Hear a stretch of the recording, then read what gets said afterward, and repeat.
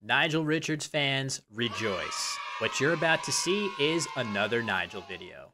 But if you've watched a lot of my other videos about Nigel, they might be getting a little bit confusing chronologically. So here's a quick timeline of my Nigel videos so far, spanning from 2008 to 2019. The game in this video took place at the 2013 North American Championship. At this point, Nigel's reign of worldwide dominance was in full swing. He had won almost all of the North American and World Scrabble Championships within the last 6 years, proving his legendary status as the game's best player beyond a shadow of a doubt, and no individual performance was too incredible to be a surprise.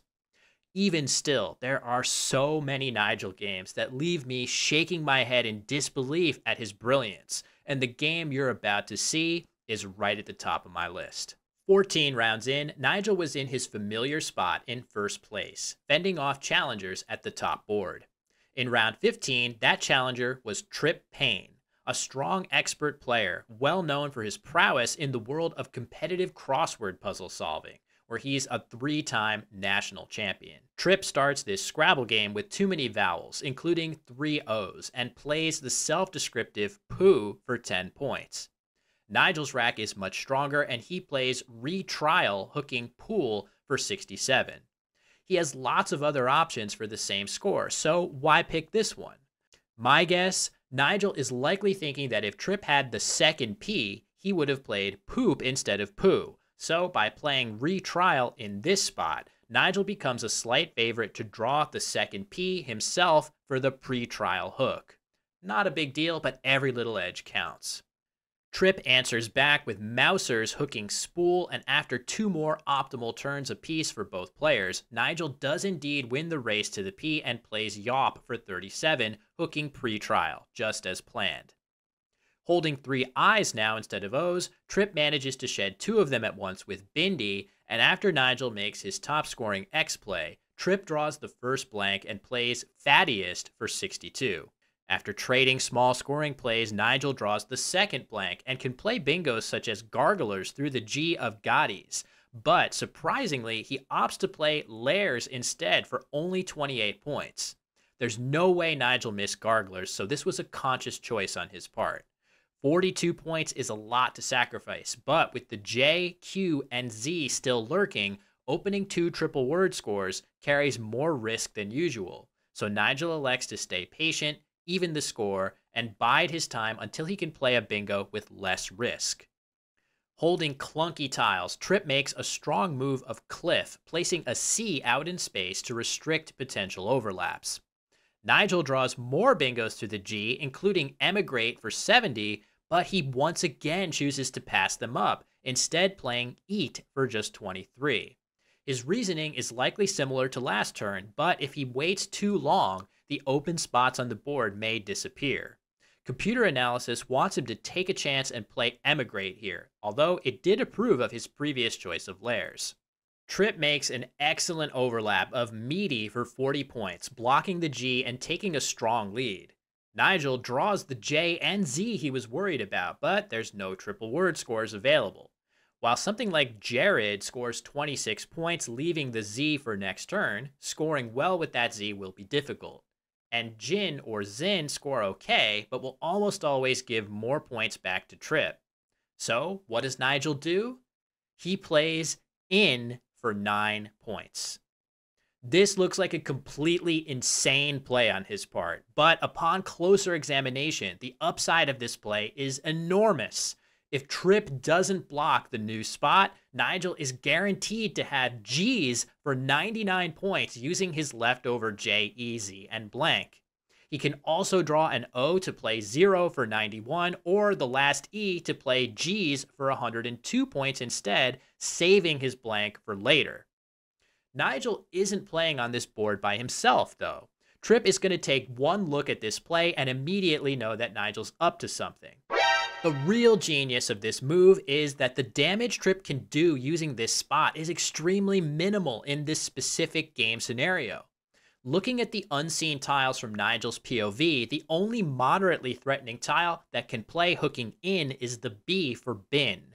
Vin wasn't valid yet, nor is chin valid in this lexicon. So in the rare cases that Trip has a rack so bad that he can't address the spot at all, Nigel will score an easy 100 points. In the much more frequent case that Trip plays in that spot himself to block, he isn't even going to hit him that hard because Nigel has all the good tiles left to use in that spot. In is an amazingly creative and perceptive choice by Nigel here. In fact, Trip does have a horrendous rack, but he wisely makes his only realistic blocking move and by far his best play of a Noah for 19 points, maintaining a solid lead. The only downside is that it opens the O and A to Nigel for potential bingos. Of course, holding JZ, Nigel doesn't have one to play.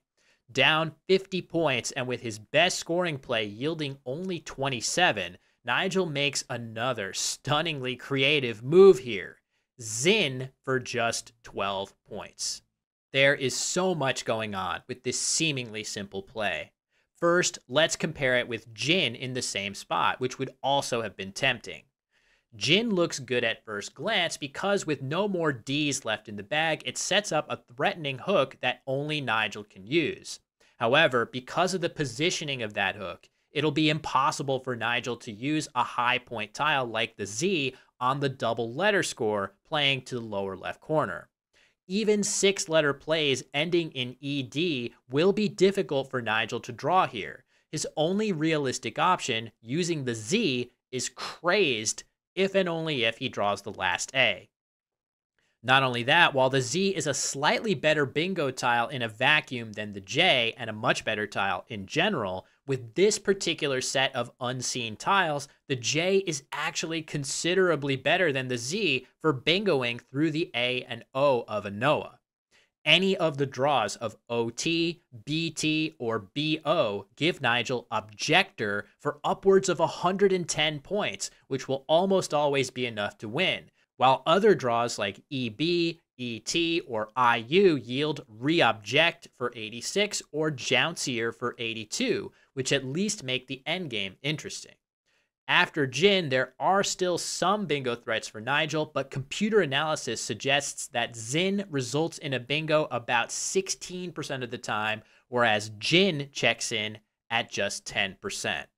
This is absolutely incredible recognition by Nigel. There's one more amazing attribute of this move. Zin takes an E hook forming zine, as in a magazine, and Nigel holds an E, which could be useful. But playing zine is something of a trap, as that word takes an A hook in front to form azine.